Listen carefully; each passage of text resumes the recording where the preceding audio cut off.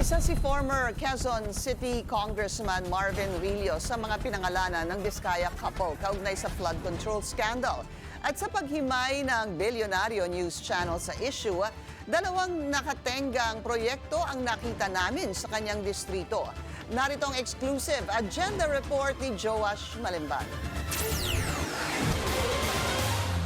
Noong September 2025, naging laman ng balita ang ilang mga matataas na opisyal ng pamahalaan, kabilang na ang ilang mga mambabatas na tumatanggap o nanghingi umano ng kickback mula sa mga infrastructure project ng gobyerno. 4 sa 17 kongresistang binanggit ng tinuguriang flood control royalty na sina Sara and Curly Diskaya sa kanilang sworn affidavit na isinumite sa Senate Blue Ribbon Committee, matatagpuan sa Quezon City.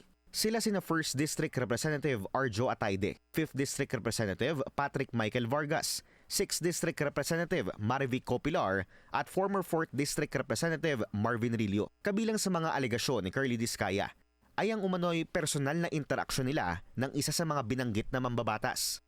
Si Kong Marvin Rillo naman ay ilang beses na binabanggit ang pangalan ni Speaker Martin Romualdez bilang kanyang malapit na kaibigan. Tuwing umiinom kami sa Wine Story, sa BGC at sa Shangri-La Mall, sinasabi pa ni Kong Rillo na lahat ng kanyang request para sa pondo ay galing pa mismo sa unprogrammed funds at insertion na inaaprubahan ni Speaker. Ang tao ni Marvin Rillo na si Bogs Magalong ang pumupunta sa amin para kunin ang pera sa aming opisina o sa Wine Story.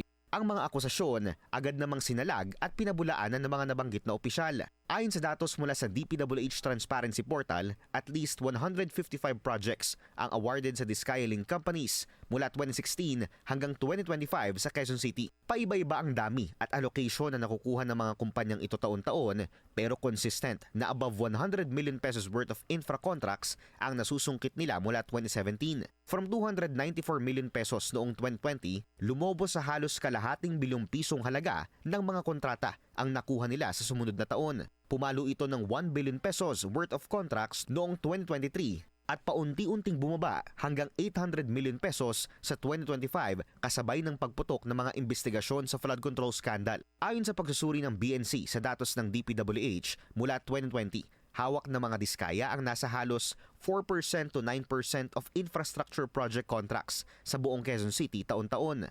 Kung susuriin ang awarded projects sa mga Diskaya sa QC, may mga kontratang taon nang expired pero hindi natapos. Kahit na nitong 2025 lang, ni-revoke ng Philippine Contractors Accreditation Board ang mga lisensya ng Diskaya Link companies.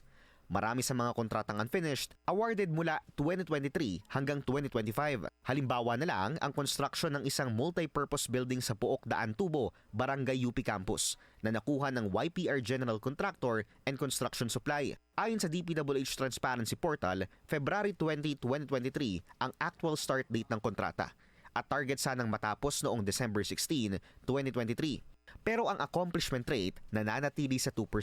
Ayon sa mga residente, nag-groundbreaking pa ang DPWH at ilang mga opisyal ng pamahalaan sa lugar na ito. Nilagyan din ng DPWH tarpaulin. Ayon sa ilang progress photos na isinumite noong April 2023. Pero hanggang ngayon, walang nakatayong proyekto at nananatiling isang lumang basketball court ang lugar. Ang proyektong ito, nagkakahalaga lang naman ng 43.8 million pesos. Ang sanay isang civic center naman sa kaparehong barangay na iwang nakatiwangwang sa compound mismo ng UP Campus Barangay Hall. Nasungkit ng Waymaker General Contractor OPC ang proyektong nagkakahalaga ng 9.7 million pesos. September 14, 2023, inaasahan sanang matatapos ang proyekto. 3 taon na ang nakalipas mula ng simulan ng project pero nananatili sa 22.91% ang accomplishment rate ng ginagawang gusali. At dahil hindi natapos, ginawa na lamang tambakan ng mga materyales ang unang palapag nito. Samantalang garden naman ang second floor. Ayon kay Ruben, isang Quezon City senior government official na tumangging magpakilala,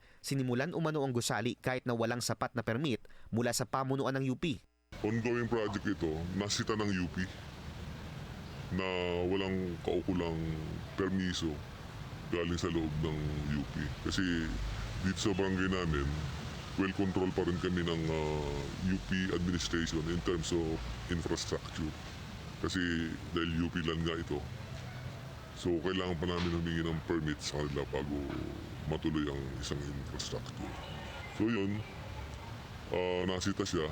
So sinubukan kong mag-letter sa UP para ituloy ito. Kaya lang denied din. Mula nun, hindi na natuloy ito. Tapos wala na rin balita kung ano nangyari sa kontraktor. Ang parehong proyekto matatagpuan sa 4th District ng Quezon City na nire-representa noon ni former Congressman Rillo. Puro groundbreaking.